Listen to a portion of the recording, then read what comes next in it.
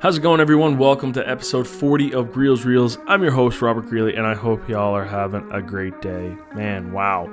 40 episodes. Isn't that crazy?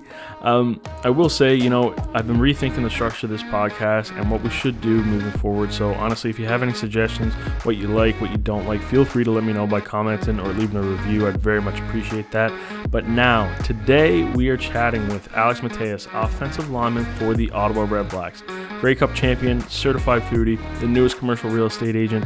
There isn't much this guy can't tackle and accomplish. Did you pick up the football pun there? Tackle? Yeah. Anyway, seriously, there is so much insight into being an offensive lineman in this chat today, so I really hope you do enjoy it. And without further ado, let's get into it. Welcome back to Greels Reels, everyone. This is the podcast where I get to chat with athletes that I've had the pleasure of getting to know through working in the world of sports. Today's guest, we are sat out chatting on the patio of Mongolia Village in Ottawa East area. I think it's like 1980 Ogilvie Road. Yep. Yeah. Look at that memory. Let's make sure that we confirm that. Yeah. That memory for sure. And while you're confirming that, so you just heard him. Today's guest, Alex Mateas, Grey Cup champion, first overall CFL draft pick. 1980 Ogilvie Road in Gloucester, Ontario. We were spot on. Yeah. I love it. There you go. But hey, so that's today's guest. Guys, if you're listening to this, if you came from the video, you just, saw us, try out the different things that they had to offer here. Alex is a part owner doing some pretty cool things that we'll dive into. If not, and you just kind of stumbled upon this podcast, I recommend go checking out that video on YouTube. All those links are always down below. But yeah, without further ado, the man, the myth, the legend, Alex, how you doing? I am fantastic. An absolute pleasure to be here. Thank you so much for having me. Man, it's honestly a pleasure. I feel bad. We were chatting about this before. When this idea came to fruition, you were supposed to be episode 1, guest 1, and then I think I fell through a little bit on the idea, but I'm glad because I think my original idea was essentially to film with you, like putting different things in Jell-O, and I think this was definitely a much better idea to kind of like execute on the video side of things. So I'm glad that I guess I don't even know exactly what number this episode will be because obviously we pre-record these things, so I can't even tell you which one this is, but I am glad that now it's finally getting an opportunity to do it. You know what? I'm just glad to be on, whether we're covering things in Jell-O or we're eating at my favorite restaurant. I'm happy to be here. Anytime you and I get together, we see each other, whether it be at games or events. I know for a fact you're trying something new. You're always working on yourself and new projects. So, I'm glad that this one evolved from Jell-O to eating some stir fry. Yeah, and guys, if you might hear this truck that's driving by.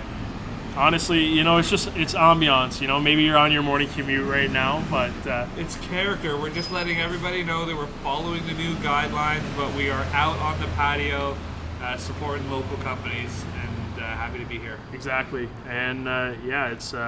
You sometimes you capitalize on what you can, right? So, and that's very much what you've done in your career. So, let's dive right into it. I mean, you're Ottawa born and raised, growing up in the city, the nation's capital. Where did the love for football just kind of start with you?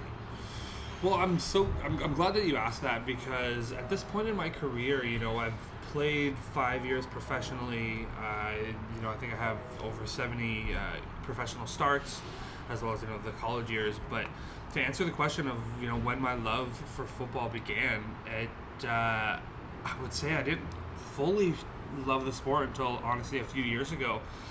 And of my 12 or 13 year football career, the majority of those years were spent trying to learn the game, trying to not get beat up on the field. I grew up in an immigrant household. My dad's Romanian, and we grew up playing soccer our whole life, and other sports, but the one sport that we did not play was football. And my Romanian dad, we always used to make fun of football players, and we used to call them headbangers. So it's funny that now all of a sudden I play football, but it started slow. I played football because I was good athletically with all the other aspects except the contact And I just knew over the years that slowly I would get used to the contact, and that is what ended up happening. Luckily, coaches kept me on their team, and I've made it to where I am today. And so I guess those first like minor teams, were they? Were you a Cumberland guy at Panthers or Raiders? Myers Riders. Yeah, okay, Riders. Yeah, exactly. yeah. So I grew up in the West End, and I started playing for Myers Riders my first year. And after my first year playing, the age group that I was supposed to play with the following year folded, which is where I ended up traveling to the East End and played for the Panthers for 1 year for community ball. Yeah, fair enough. And was it always that offensive line position, or did you find yourself maybe in some different situations? The first time playing football, I told the coaches I wanted to be a defensive end or a linebacker because I knew Brian Urlacher was jacked and I was jealous. So coming from football, I always wanted to play defensive end, and I didn't understand the sport, but my first football practice, they put me as defensive end. The offense ran an outside zone play towards my side, and I did a terrible job at sealing off the edge, and that was my only defensive play. Since then, it's been all offensive line. I started at tackle, and I only moved to guard and center when I moved to the States, so tackle all up in Canada. Fair enough. And so, because your dad played professionally, right? Soccer? He did, yeah. yeah. So, I mean, what did you kind of take from him in terms of, trying to, chase that dream of being a pro athlete? I took from him, my dad played semi-pro in Romania back in the day. I think he was around 79 or 1978. But the things that I kind of take from him are just the fact that, you can't stop working. You have to design a program for yourself. You have to execute on that program. And once you've finished, you have to look back at that program, try and tweak whatever it is you can with the help that you can find from other people or coaches, and just get back to it. You have to have a plan, you have to execute on it, and if you don't have those two things, then it'll be hard to stack the days up, stack the years up, and ultimately, put a full career together. Mm-hmm. And so I guess when you're thinking of those moves and trying to make those decisions and things like that, once it got into recruitment for you and you kind of realized hey, I'm good at this, people are knocking on the door here and whatnot, what made you decide that the NCAA was going to be the route for you as opposed to maybe a U Sport location or somewhere in Canada? I think the process that went into deciding to go to NCAA kind of just went down to the fact of the full scholarship. I love Canada. I know the quality of sports up here is very, very high. But I just had my eyes set on going down to the U.S. Having a full free education is huge. As well as there was a player from my high school, Tyler Holmes, and he had gotten a scholarship to the University of Tulsa 3 years before myself. And, I wanted to follow the footsteps. I wanted the recognition that he got in the media and, within the community. And that was kind of how I made the decision to go to the U.S. And probably one of the main things was it was hard to give up all the free sweatpants and shoes. I still have a box at home, so don't forget that. So I guess the first, so you committed to Penn State. You went there for a year. You redshirted that first year before you transferred. But before we get into the transfer, I guess just kind of talk about the difficulties of being a redshirt and playing at Penn State and the practices and things of that nature.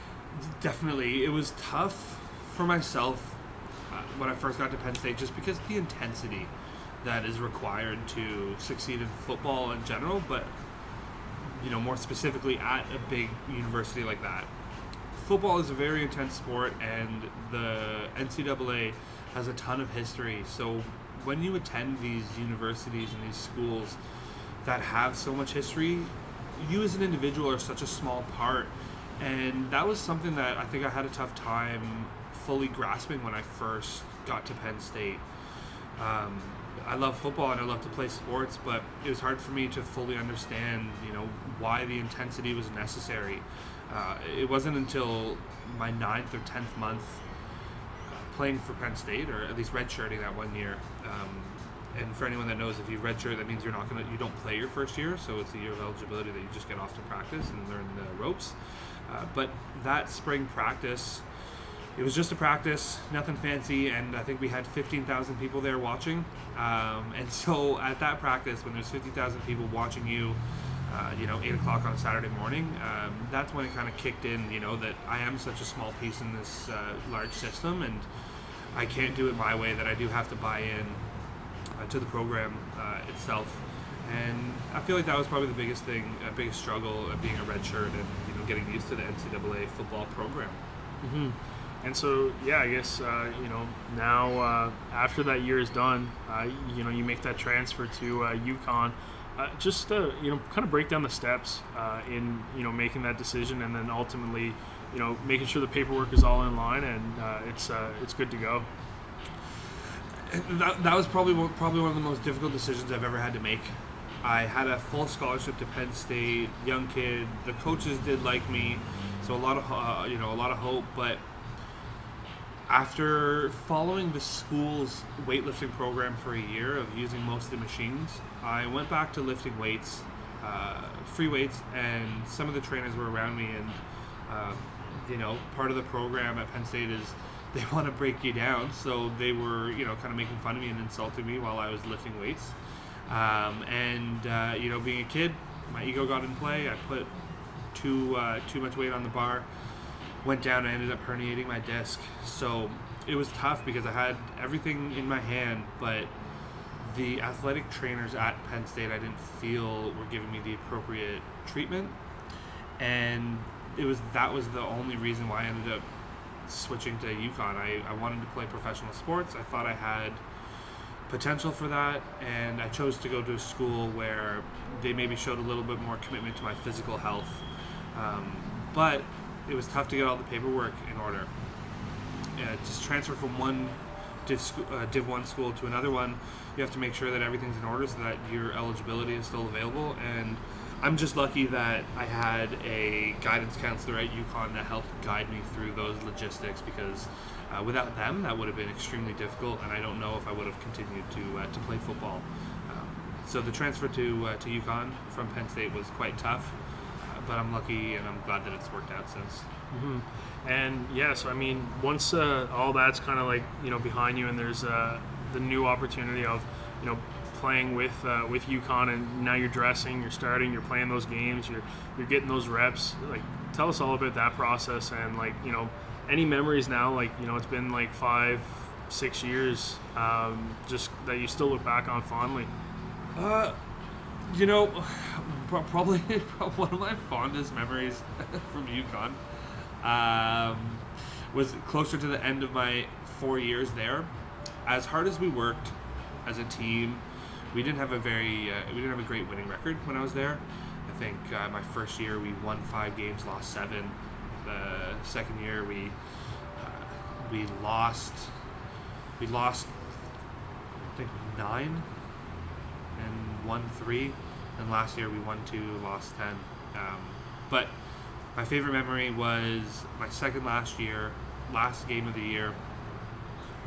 We had gone through 3 quarterbacks that season, and the last game of the year we had finally won the game beforehand, and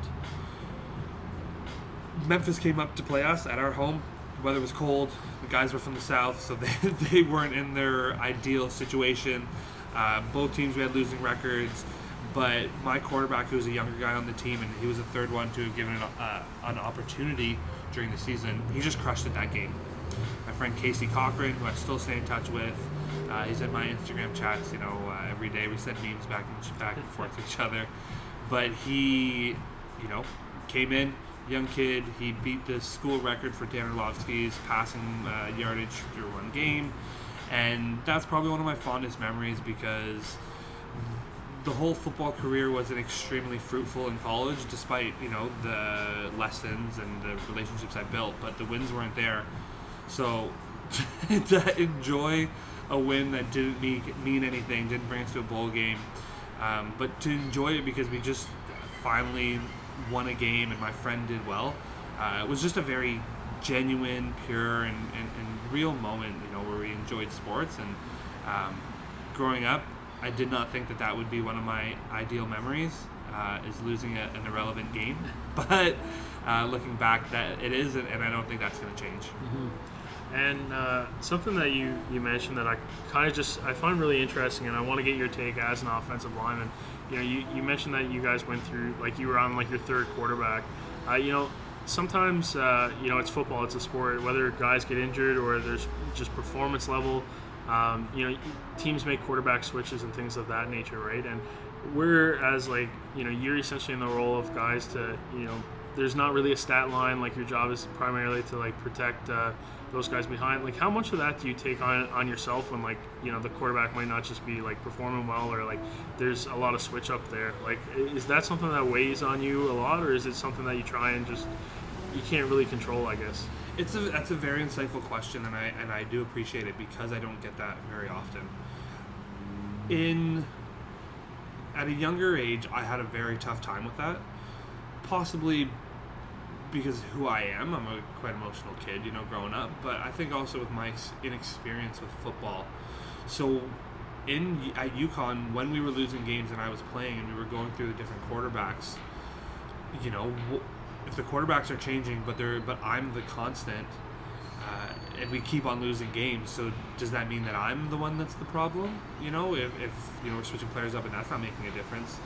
So that was something that I really struggled with, but getting into the professional level, you start to realize that you can accomplish your task and your job to the fullest quality that you can, and it still might not allow the play to fully break and be a success. So I try to, at an older age, just look at my assignment and not look at the wins as much. And it changes how much, I'll enjoy the team wins, but it also saves my sanity and, helps understand that, just because you put everything into, all your attention and detail into one project, doesn't mean you need to let that one project determine your mental health and overall health. So I struggled with it at UConn, but at the professional level, I try to get it done best I can in my ability, and then the other players have to take care of their jobs as well. Mm-hmm. Yeah, no, I think that's a super important point, just in terms of being able to take care of yourself and making sure that there's peak performance. And yeah, for you, let's dive into that pro career. So that 2015 CFL draft rolls around. Number one overall. How did that feel, man? That must have been a dream. That was incredible. I had never even really thought about the idea of getting drafted back to my hometown. Ottawa has not had a football, the whole 20, 30 years that I've been alive, and so it wasn't really something that I always thought about. But the day that it happened, it was very unique, and whereas the usual process is for each player in the draft to wait for the call, myself being from Ottawa, and 2 days before the CFL draft, I got cut from the New York Jets rookie camp. The day after I got cut from the Jets, the Red Blacks had called me and asked if I wanted to get drafted first overall, which was 24 hours before the draft. And I love this city. My family and friends are here. I want to contribute, on a large scale over the next few decades to, this community. And it was an opportunity that I decided to jump on. So whereas all my buddies were messaging me the day of the draft, whether or not I was nervous, I had to at least play it cool or avoid them and say that I didn't know what was going to happen. But come draft time, there was 6 p.m, first overall pick. The Red Blacks, they had the chance to call who they were drafting, and I was actually in their team meeting room, and I called out or I introduced myself, I guess, if that isn't too weird. But it was an incredible experience. My mom was there, my dad was there, my sisters, my aunt and uncle, and it's amazing to get drafted first overall. But one thing I would like to share to everyone listening is that same field that I played professional football on, I grew up playing soccer every winter, for 10 years. My dad being a soccer coach, he was in the Coliseum is what it was called, the Dome, from 8 a.m. till 10 p.m, my whole childhood, and I would be there with him, whether playing with my sister's teams, my team, or just sitting on the side eating bagels. I grew up on that field. So 2015, the CFL draft comes. all of a sudden I'm playing professional football on the field that I grew up on as a kid. So it's a dream come true, and even just getting the chance to talk about it gives me goosebumps. Yeah, honestly, like that's. What do you say on that phone call? It's like, hey, you want to get picked first overall? You know what? No, maybe next year. Like, what an interesting phone call, honestly. But no, that's a pretty incredible story. It's interesting to see kind of how it all falls for everyone, because everybody seems to have that different draft story, right? And how things kind of like lay out and stuff like that. So it almost seemed like you kind of. I think almost a lot of people would describe that one as maybe picture perfect. Like I think you're right. I think it's hard to write something that clean. Yeah, no, for sure. And I mean, honestly, like, you know, going into the rookie year, so now like you're professional. You know, it's you're getting paid to play now. Like it's a little bit more maybe intense. Like, you know, things are it's a job now officially for the first time in your life. How did you kind of take that transition? And it was a good Red Blacks team too that year. Like I believe it was like a 12-6 record. Like it was pretty solid. Oh, it was a really good Red Blacks team. It was a quality unit that as a rookie I got to step onto, and I first overall from Ottawa. You know, the franchise wanted me to start right away and play and do well, but didn't matter how hard I tried or how much I cared or how much emotion I put into it, and most of the time it was too much. I just wasn't good enough to be the player on the field that I wanted to be. So it took a little bit of time, and at least luckily, that year, my first year there, we had an incredible offensive line, and everyone stayed healthy the whole season. I got to learn from those veterans as well as the offensive line coach that we had in Brian Chu. So, as upset and disappointing as I was, I just tried to enjoy the fact that I was around the right people and I was building my skills, to hopefully be that starter, that number one draft pick, who everyone, what you expect that person to be. So it took a few years, but I finally caught my feet. Mm-hmm. And, I mean, honestly, it's a great year to almost do that for you because it lasted as long as it possibly could. You guys went to the Grey Cup. As a rookie, just like that whole week, how were you able to process that, if you even did? It's I'm lucky that I had John Gott as a center who I was learning from, and Brian Chu as a coach. Brian Chu, if anyone knows his name, he had also played in the CFL for 12 years, so he has a ton of experience, and he was able to help manage me. Because the CFL season is so much longer. For example, in comparison, the NCAA season is 12 weeks of games, 1 bye week, and then 3 weeks of training camp usually. So that puts you at 16 weeks, and 16 weeks in total. And then the professional season, it's 18 games plus 3 bye weeks, puts you at 21, plus another 3 weeks of postseason.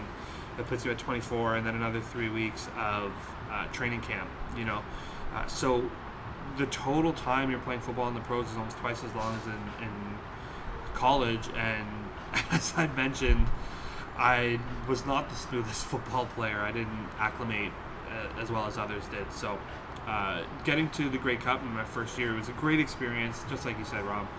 Got to kind of observe the process and the logistics, and that really made a difference over the next year when we went to the Grey Cup, as well as a few years after that when we had gone back as well. So the years got better every year, and the experience was huge. Mm-hmm. And I want to kind of tie into the Grey Cups, and because you've been there 3 times now. 3? Yep. 4? Yeah. Okay. I was gonna say that. Sometimes, who knows, I might forget one, but yeah, no, for sure 3. So, going into that next year, after, unfortunately not getting the result that you wanted in your rookie season, you guys go on, and the matchup is something that's honestly, so interesting enough, this was before I even really got to know, the Red Blacks and things like that. That was my first year in Ottawa. So it was actually a really fun year being in Ottawa. You guys won the Grey Cup. I remember watching it with all the buddies like on our common room floor and like freaking out and like just the whole anticipation of how that game like played out. And the Sens were also doing really well that year too, and so it was a fun year to kind of start off being in Ottawa, right? So it's interesting how we're having this chat now, but yeah, so like that whole season and like that whole week, you know, you were there, you didn't get the result the year before. Now honestly, like, I mean, you're going up against a 15-2-1 Calgary team. You guys had an 8-9-1 regular season record, and like obviously, you know, analysts, everybody's looking at that, and like I genuinely, I'm trying to like remember, I don't really think anybody really had you guys pegged to win that game. Like everybody tend to like lie on like the Calgary side of things, and like obviously, you know what, that's just also the Bo Levi Mitchell factor too, right? And like that Calgary team that they've built out there, like is any of that like hearsay, like kind of like creeping into like you as like you're going through that week? Or because I mean, I look at it and like I always think like all the teams that I've been involved with, every week it's like, yeah, we're gonna win, like there's no doubt in my mind, right? But I guess almost like on such a large stage where you kind of constantly, it almost seems like wherever you look, like you're hearing about it kind of thing. Like does it ever kind of creep in? It creeps in the sense that you hear it and you're aware of it, but you don't let it bother you. You know, inside you can't let that be a big factor of the thought process. And I feel like as a player, you know, it's a lot easier for us to push those opinions aside because we understand the inner workings of our team. We understand, you know, who's healthy that week and who's got the fire. And, you know, even superstar players, some of the best players on your teams, aren't the most consistent guys every week, and it's, you know, you can't predict whether or not they're going to have their best game coming up. So the numbers were out there, people were against us, but we had the leadership with Henry Burris. We had, you know, the offensive linemen that were healthy, and just guys were fired up. So we had the right personality types that you could tell. Closer we got to, you know, the Grey Cup during Grey Cup week, people's attitude was there, their mentality, and you can't analyze that or anything. But as a player, you know that it's there, and you know that you can be confident with the guys you have. Mm-hmm. Yeah, no, I got into like a little rut of people constantly like asking me my 2 cents for betting, like pro lines and gambling. They're like, oh, like, you know, sports, like, and it's like I tell people at the end of the day, I'm like, here's where I go, but like the thing is like it's pro football. Like these guys are pros for a reason. Like honestly, it doesn't matter if you're 16-0 and the people on the other side are 0-16. Like anything can really happen on any given week, and I think honestly in sport there's such a track record that proves that, right? It's perfect. It just goes to show that, you know, all variables have to be considered. That's for sure. And so it's pretty cool how that, you know, Grey Cup ended, because it was essentially, you know, it went into overtime. It was like that walk-off experience where, you know, you don't always see it in time sports, right? Like it kind of, you're waiting on the clock. So, I mean, yeah, like that walk-off home run essentially of the Grey Cup. How'd that finally feel when that happened? Oh, it was incredible. It was something that I've been chasing my whole life, and the opportunity, you know, to win a big game and a championship, and, you know, as a grown man, and get that bling, celebrate the champagne in the locker room. It was exactly what I needed it to be, and it's definitely probably, you know, one of my top memories looking back at my athletic career. Mm-hmm. No, it honestly, like the photos seemed incredible, and just the clips, like watching back, like I have such fond memories of that year. Like I said, first year in Ottawa, like it was pretty cool just being in common room of res, like with all my buddies and stuff like that. And that was kind of actually where like my love of football like really honestly started, right? Because that was when I was first getting introduced to the game. I was like hearing about like the U Ottawa GGs. I was kind of like getting involved with like those guys and stuff like that, right? So I was pretty lucky, I guess, in terms of, I guess, football fandom, where it all kind of started for me, right? Because I think that was such a pinnacle too.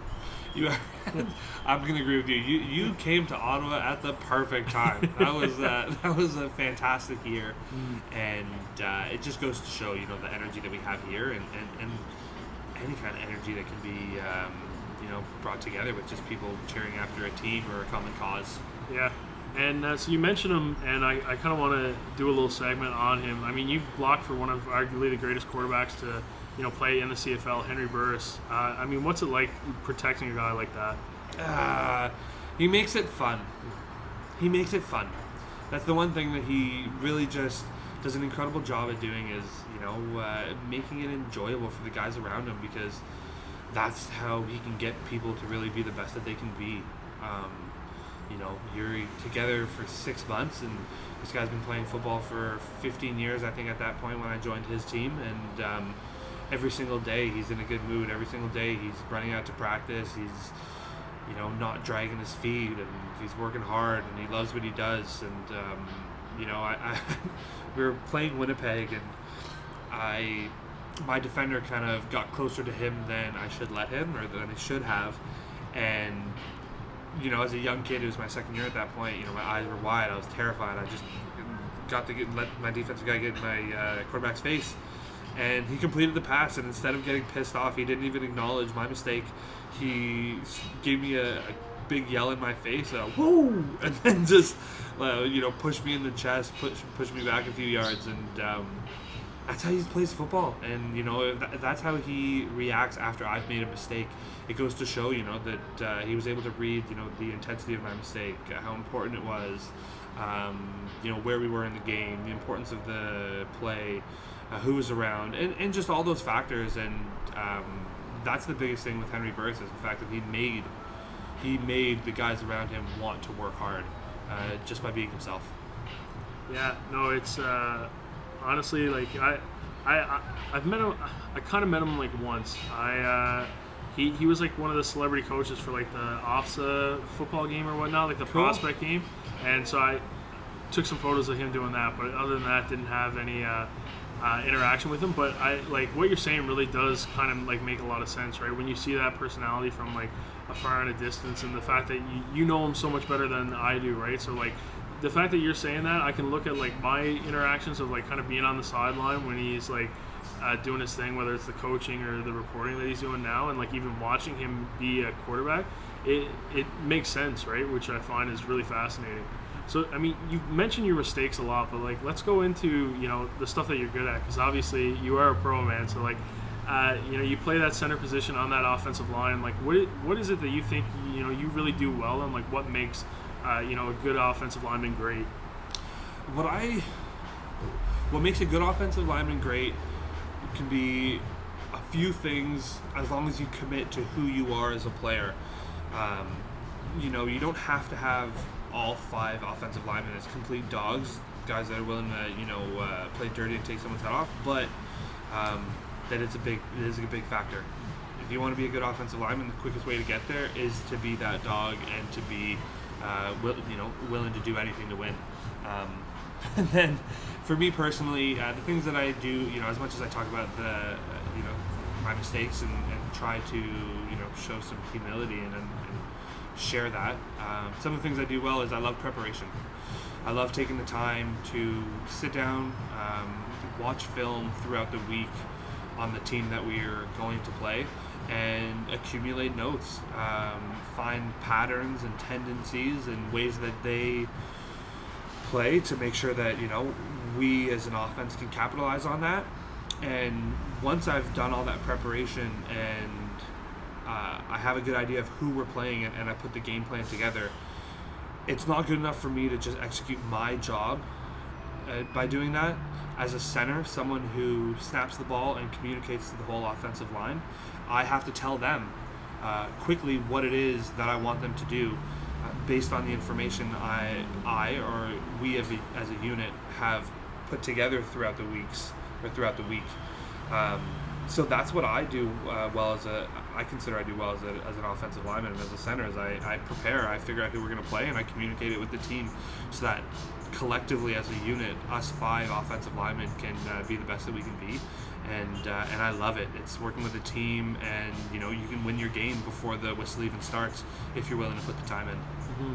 No, it makes sense, and it's interesting to see too, because I very much think film study. Football is that sport that is almost like the front runner in terms of film study, because I really haven't seen like as any other sport and teams like really fixate as much on film as like football does, right? But now you're seeing like hockey teams do more film study, and like soccer teams do more film study, volleyball and things of that nature, right? So like really knowing your opponent is just like showing up to be more and more of like just a relevant factor when competing at such a high level. Definitely.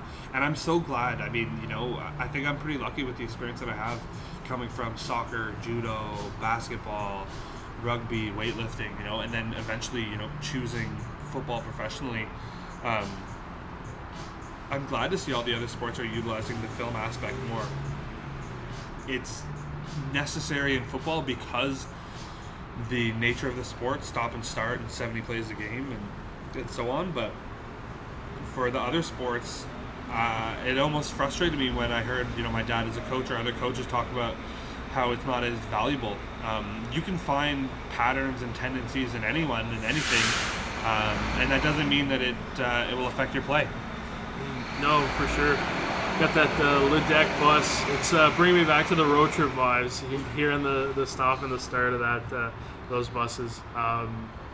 Yeah, I mean, hey, let's. I wasn't planning on talking about road trips, but let's go into some little tidbits about that. What's the go-to Alex strategy to a road trip? What snacks you're picking up? How are you breaking that all down? Like new city. Sometimes you're all the way in BC. Dude, I am a patterns guy. I stick with my habits and what I do, what I like. So almost every road trip, probably going to go, get to the airport early. Things I pick up, maybe some corn nuts, or the Pringles are easy to put on the plane, easy to put in the bag. And then you're using the Gatorade holder on the backpack for the Pringles. I am. I most certainly am. It makes me feel like I'm an engineer or something. So a little chip, something crunchy, and then I'll usually get a Coke Zero and a water, and then I'll usually have some sort of a snack. There's a couple sandwich shops near my house, nice. And I'll usually pick something up from there. Bella's Boys, Cosmos, Frank's, whatever it is. Fair enough. Yeah, that's usually what I bring with me on the road. I like it. Honestly, you're. I typically I gravitate towards the like a muffin, like the little like the 6 kind of tray of muffins, and then some kind of chip or something like that, and then we always go to the Loblaw, so the mac and cheese and the chicken strip meal. I'm not playing. I don't have to worry about anything, right? So I'll carb load for the guys who can't, You know what, man? We appreciate that. No, that's awesome. And so kind of a few more aspects that I want to talk about in terms of football and things of that nature. I find, one thing that weighs on a lot of athletes' heads, when they lose that first Grey Cup, that first championship, they always wonder, because nothing in sport is guaranteed. Am I ever going to get back here again, right? And so you kind of almost went through that, right? After your rookie season, you lose, and there's these thoughts. It's is this my only opportunity to win a Grey Cup, right? And so sometimes it almost maybe seems for the outside person that that's almost a tougher pill to swallow than you go in and because you win it the next year and now you know what that experience is like, and then segueing into your third Grey Cup, you end up losing that matchup. And what I'm curious is essentially, is that loss almost easier to deal with because you've been there the third time now, you've won one, and there's not that thought of will I get back here again, will I win again, or is it almost worse because it's you kind of know what you're missing out on now? Oh, I love it. I would say it probably changes per athlete based on their experience. For me, although we lost, it was peaceful for me. The first 2 Grey Cups, as much as I was involved, I wasn't as important of a player as I would have liked to be. I want to be the captain. You want to be the main guy, especially as a center. And my third Grey Cup, I got the chance to kind of, be a little bit more of that role player. I was in charge. I was starting. I was, taking care of the protection game plan. And so as unfortunate as it was to lose, for me personally, something that might be hard for to express is the piece that I felt, doing well during a Grey Cup. We lost as a team, but as an offensive line, we were kicking ass. We were running the ball well. We were protecting the quarterback, and if if we, as an offensive lineman, I'm always going to say it. If we ran the ball more, we would have done a little better. But hindsight's 20/20, and as unfortunate as it was to lose, for me as an athlete, when I look back on my career, it is somewhat peaceful to know that I can play on that stage and do well on that stage.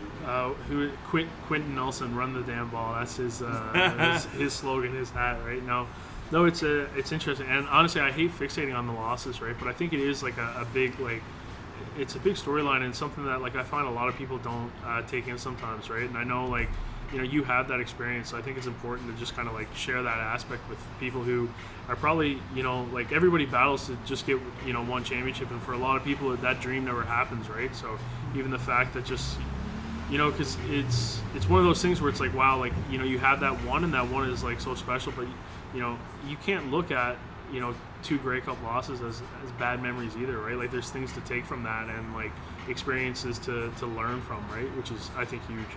Oh, 100%, and I love that you said that, because I was told that my senior year in college, when we were halfway through the season and we had clearly lost the opportunity to make it to a bowl game, and I went up to the head coach and I just asked him a few questions, and that's what he said. He said, although I won't have as many pelts to hang on the wall as I would have liked, the lessons will keep on coming, and as frustrated as much as I didn't really like him, the lesson was true, and I see that value now. Mm-hmm. Yeah, and so this is kind of the last thing that I almost want to talk about in terms of football, because you're doing so many other incredible things in terms of the business side of everything. But so you've played in 88 games over your span, in the regular season. So you've missed 2 games. That's pretty incredible. Especially as an offensive lineman, you're in the trenches week in, week out. That's a position that takes a lot of toll.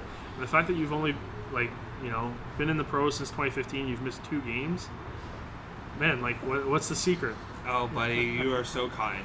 I would say the secret is surrounding yourself with people that you trust. Yeah. People that are knowledgeable, that you trust, and that work hard at their craft. And then furthermore, the athletic trainers are the ones that I'm talking about, and the strength coaches. When you pick, as I'm talking to the athletes out there, or anyone that wants to know the mentality, when you do choose those physical trainers or the strength coaches, they have to talk to you about your job specifically. To receive a cookie cutter program with certain exercises, numbers of reps, and just being told to execute that is not good enough. On a daily basis, we feel different, and that affects how we perform that day. It might be 4 months away from the off season, but I have to maximize my time in the gym, and luckily for myself, I've got a strength coach named Jay Nira, and I've known him for probably 10-15 years, and on top of being very accoladed athlete himself, he allowed me to ask him questions every day, and he would adjust certain things based on that. And it's that help that is that one-on-one help that has really allowed me to stay healthy throughout the years, because it's a daily thing, it's a daily grind, it's a daily commitment, and the value of having someone who has also competed and worked hard themselves. I would say, Rob, is the secret sauce. Is you just have to surround yourself with the people that you know and you trust, and they have to work hard. I wouldn't be here without Jay, honestly. Mm-hmm. And my good friend John Steen, who's also a chiro, and he's brought me back from the dead multiple times. So it's unfortunate, but that's the way of sports, and I've got an incredible team around me.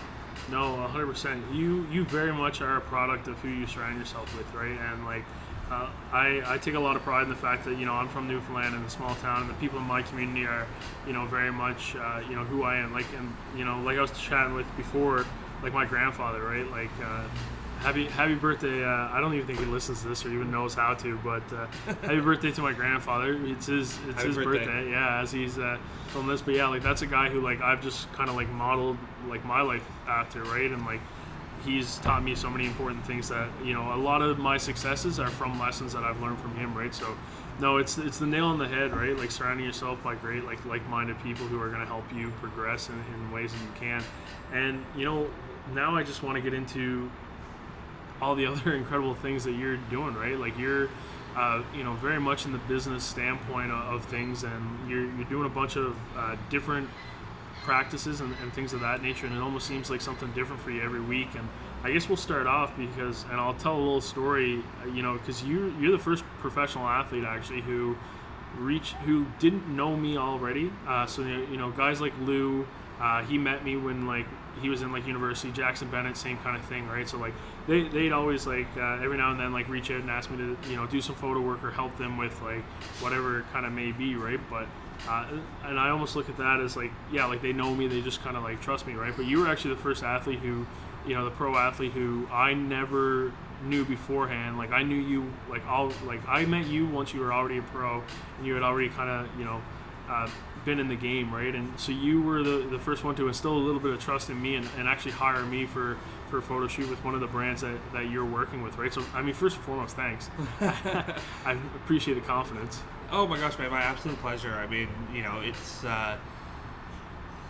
when I met you, I noticed that you're always working on something new, and you're genuine and hardworking, and those qualities will eventually lead to something positive as long as they're genuine and not insincere. I think my openness to reach out just comes from another set of people that I've surrounded myself with and had the chance to stay in contact with, and that is my fellow business owners at Mongolian Village. They're part owners here, but they also have a few projects of their own, and following their lead with networking in this city and meeting more and more people, you start to realize that you can't do anything on your own. You need partners. You need people who can help and share the workload. And I just tried to follow their lead. So one of the things that was included in the networking is just to reach out to people that you like, know, and you trust. So I had a little photo shoot dated for One Brand supplements, which is a phenomenal brand that I work with, sponsored athlete, and Canadian brand, Ottawa, just top quality. So if you want anything, go check it out, onebrandathletics.com. But that's how I reached out to you. But I'm glad that I did, because we're staying in contact, and this is going to be the last project that we work on. No, I love it. And let's when I guess, because that's a big thing too that a lot of athletes maybe don't really know a lot about, like when you're kind of like picking brands to work with and things like that. Like what's that process like, and what are some things that you really like to strategically place when you're choosing to work with someone? I think that when choosing the right brand to go with, you have to do your research, and you have to make sure that the brand itself encompasses what you try to embody as an athlete. Make sure that your values are similar. But the most important thing I would say is the person itself, is the person that you're working with. Because will they look you in the eye? Are they timely with their responses through email? Are they honest on their word? And those are all qualities that you look for when you're looking to add anyone into your life. But more specifically, especially when it's business related and there's going to be paperwork involved. Mm-hmm. And I mean, we've talked a little bit about the brands and the restaurant and the food kind of style things. And actually, one more thing with the food, because you're a big snacksidents guy, eh? Like that's a nice little feature on your Insta. Tell me about that and like how that all kind of started. Yeah, the snacksidents. I need to get back to posting them online. Yeah. Just a little like campaign, a little something that my manager thought of, Nick Topolovec, one of my business partners here. And just a way to kind of showcase the food that I'm eating, and luckily I get the chance to eat at some pretty awesome spots, and I've been working on my culinary skills over the years. Funny thing is, one of my more famous snacksidents to date. Nice little ribeye session with my buddy, I remember that one. And it looked fantastic. It was awesome. But the crazy thing was, after all the filming and all the boomerangs, I went to go eat it, and it was cold. So I love putting out content, but I think I love food more, so I have to find that good balance. Yeah. But it's a great campaign, and I've got a few things in the work that I should be coming out with. I like it. So I stay on food a little bit more. Who do you think? Because I know you definitely had some team meals and like dinners at teammates' house. Who's the best chef? What's one of those meals that you got the dinner invite and you're like, wow, like this guy knows what's up. I would say it's Mike Clausen. I knew you were gonna say that too. He just knows what he's doing, and, Yeah, and I mean, on top of having a couple of resources here and there, he's just creative with it and he has fun. So I feel like he would be the one behind me, of course. Though I'm number one. No, it's I honestly I asked that question because I was like, I know he's gonna say class, and I wanted to get that the reassurance and the confirmation because I'm like I feel it, right? Like, man, I want to try his spot out in Calgary. Streets. Yeah, like that looks amazing. Like everything he posts, I'm just like, man, like why you gotta be out in Calgary? Like, you know what? So I think he has a location in West Ottawa. Maybe that's something you and me can go hit up next. Yeah. No, I honestly I didn't even know that. I thought it was all Calgary. No way. There's some serious fusion food there. So I need to. Yeah. Dude, I love it that you brought it up because we need to go. Yeah. No, that's definitely a plan for in the future. Man, okay, I'm excited now. I'm getting distracted because I'm like, oh, like that's. Yeah, so I guess we'll look at like another kind of business venture that you've been like looking at and doing, and it's commercial real estate. So what really made you decide that was something that you were going to go into?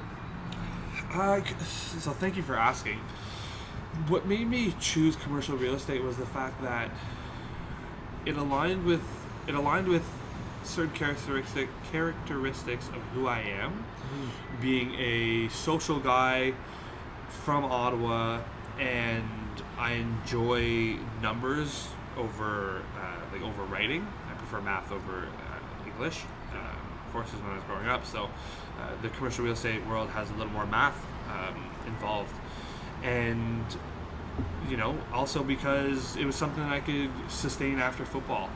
It was a career that if I had the time management skills, that I'd be able to manage both at the same time while I'm still playing football, but still allow me to prepare for retirement, and when the time comes to hang up the cleats, that I have a career and I have a skill set and certification to jump into the commercial real estate world. So those were the few main reasons why I got into it, and to go with the theme of surrounding yourself with the people that you need to like, know, and trust, is I didn't even consider it until one of my mentors suggested it, and since I've started, it's probably the best decision I've ever made. Wow. Okay. No way. That's awesome to hear. And so I guess like you touched on it, like life after athletics, right? And I know a lot of people, a lot of athletes kind of struggle with that because the thing is like it's such you're unsure, right? Like you never really know like when that day is essentially going to come, if it's even on like your own terms, right? Like it could be a GM saying, hey, this is the end of the line. It could be an injury that just doesn't work out for you. So I mean, like, yeah, it's something that a lot of athletes wonder and struggle about, and things of that nature. And obviously it almost seems like you're kind of like, I'll say like getting a head start on it, and like you're really valuing that aspect of things. So I mean, like, how important is it to kind of make sure that like you're figuring out like what a plan is, because not everybody's going to want to do commercial real estate either, not every athlete. So it's like how do you almost like find what is exactly like maybe the right opportunity for yourself? The best way to find the right opportunity for yourself, and you don't really know while you're in it. I feel like reflecting on something you've already done will give you that kind of insight, more certainty about it. But the best way to find something, or to give yourself a good chance on finding something that you enjoy, is that to try as much as possible. Whether you're in school and you can go to drama class, library, tech, lab, or whatever it is. You got to try as many things as possible, because that will give you a better idea of certain subjects to stick to. And I think that's it's similar in football in the sense that a lot of these professional football players, they have worked themselves into a position that they deserve. And although we're told that the careers are quite short, I don't think that we fully understand it. And I think maybe some of us football players and athletes are doubtful that we will find another career that we're extremely passionate about. You know, we've dedicated our whole lives to this one area, and you know, I feel like sometimes it's easy to get in the mentality of thinking that this is the only thing. But you know, to draw my experience, the commercial real estate world, although it's not, you know, working out and lifting weights and all that stuff that I love, it's working with people, which I do enjoy. And because it's a little more of a contractor, and I can design my schedule around how I want to live my life, and if lifting weights and eating food is something that I thoroughly enjoy, I can plan that in there. You know, and so it's not always the same. It's not 100% along, you know, align with everything that you love, but you can find a lot of things and you can still pursue certain passions. But the best way to do that is just to try as many things as possible, and try things. Look for a new job while you have a job. Mm-hmm. Don't wait until it's the end. You always want to be trying something new. Mm-hmm. Always.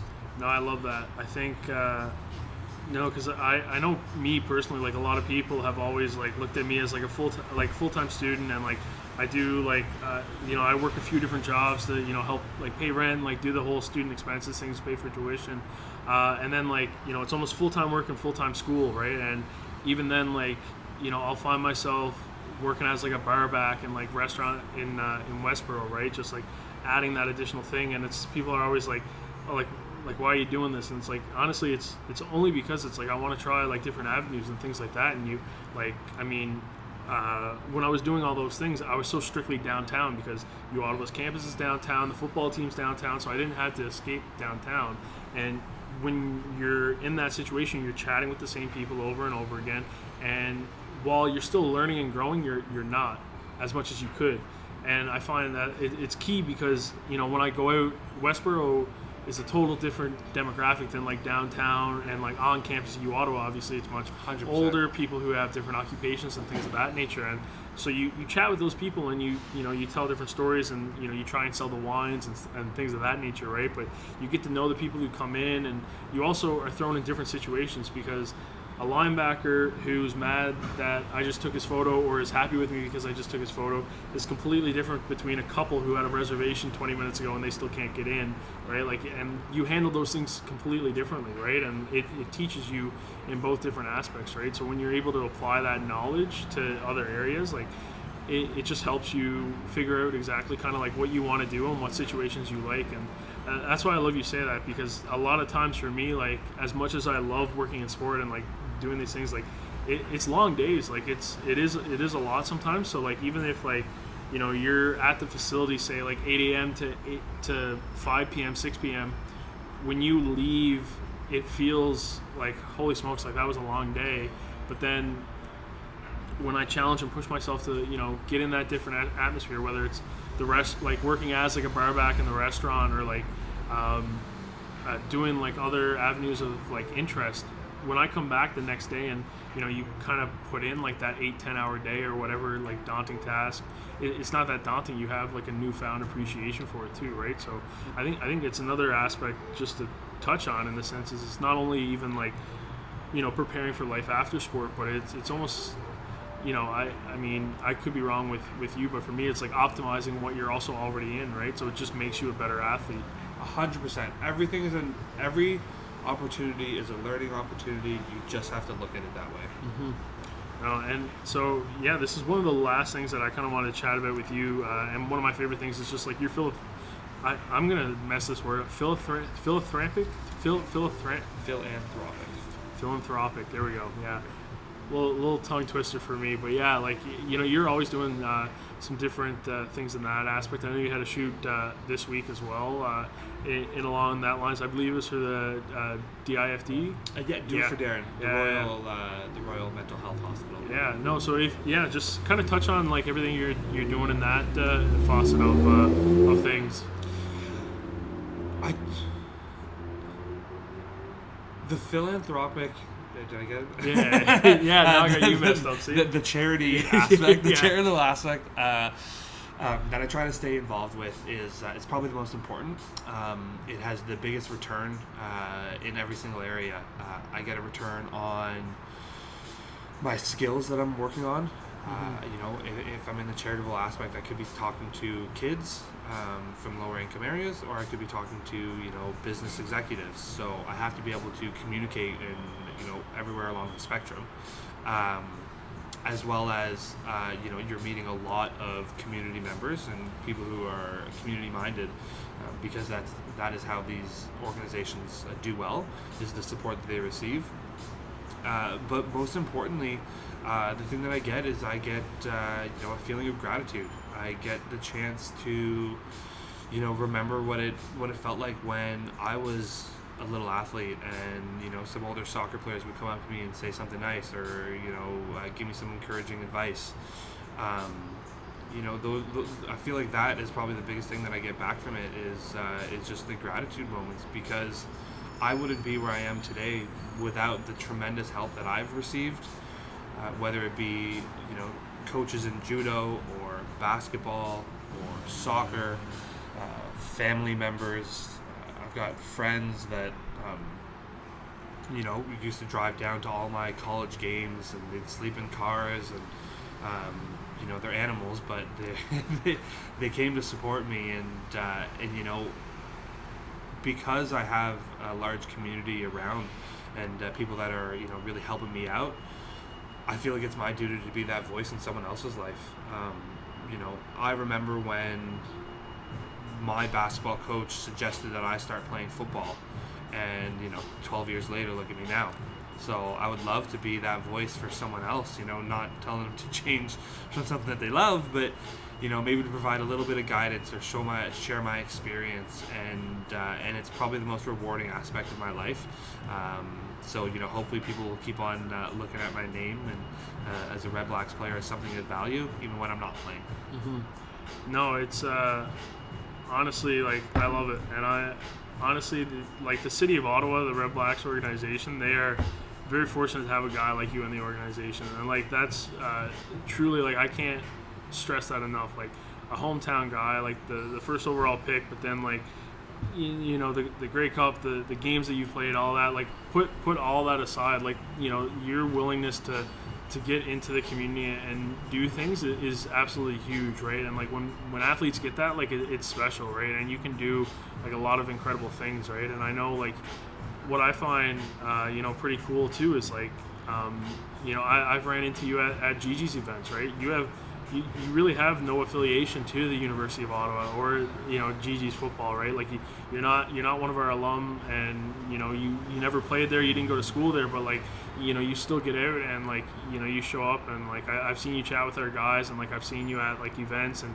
fundraisers and things like that, right? And I mean, I think that's just, like, it's so important, and, like, I mean, for me, you know, an extended thank you, right? Like, as much as what it means, like, a thank you from me, but yeah, like, it's like, it's incredible, honestly, and, like, I'm so glad that, you know, I've got to know you over this time, because it's been fun, man, like, watching everything, like, all aspects of it. Well, that means a lot, and I don't have much to say to that, because I'm just grateful for those words, and I look forward to you and me building some more stuff in the future. Yeah, no, I'm excited. And actually, one last thing, which, you know what, this is going to be a complete curveball, but and might be absolutely useless for the people watching, but maybe there is somebody out there who's you know, who's planning a wedding and things of that nature, because I didn't even realize I completely forgot. I said congrats online, but I mean, back in December there of last year, you got engaged. You know, first in-person congratulations for you guys. Like, that's ecstatic. But I mean, how's the whole, like, wedding planning scenario been and stuff like that? And thanks, Rob. I appreciate that. Look at this guy. So nice. It's going well. Luckily, we just postponed a year, so we went from January 2021 to January 2022. Okay. We have that freedom, you know, to make that decision. Nice. And the plan is going great. You know, my fiance is doing most of it, so I'm just being supportive and I'm listening. That's all I'm doing, Rob. No, that's awesome. Yeah, I just kind of thought of that too, because it's an interesting realm of those other things too, right? And those other aspects of life, especially during these times, right? Yeah, it's things are changing, but luckily, we've had a lot of support, and she's still with me now, so let's keep our fingers crossed. No, that's awesome. Oh man, I love it. And honestly, that's everything and more of what I had for you today. So this is actually the part of the podcast where I throw the show over to you. So it's your show. You can talk about whatever you want. You can share whatever you want. You can literally do anything. It's 100% your show. So here you go. So I appreciate that, Rob. Thank you for the realm, the freedom. I think I might grab the mic right now. So I think the two things that I think I would just want to say is, one, I would love to have a follow. Feel free to come check me out at Life of Mateas on Instagram, or Alex Mateas on Twitter. But the thing that I think I would like to leave with is for everyone to take care of their health. Take care of your health. Make sure that you're proactive, that you're making the right decisions to eat the right food. Spend time around the right people, and make sure that you're chatting with your whoever it is you can, your family and friends. And lastly, make sure that the mental health aspect is a priority for this. The mental health and the decisions we make are number one to everything that we do, and I would love everybody to please just take that to heart. Understand that I would love for you to take care of your health and your mental health, and go talk to someone if you have to, because it's probably the best place you can put your resources. So thank you so much for having me, and please take care, everyone. Yeah, I love it. Okay, what a great note to end things off on. Everyone, if you if you enjoyed this podcast, if you listen to the end, thank you so much. I recommend leaving us a review, letting us know what you liked, what you didn't like, so that way I can just keep improving these things. Share with a friend, and like always, in the meantime, stay best kind. All right, that's all we got for this week, folks. Whether you're watching or listening to, I just want to say thank you. Have a great rest of your day, and in the meantime, stay best kind.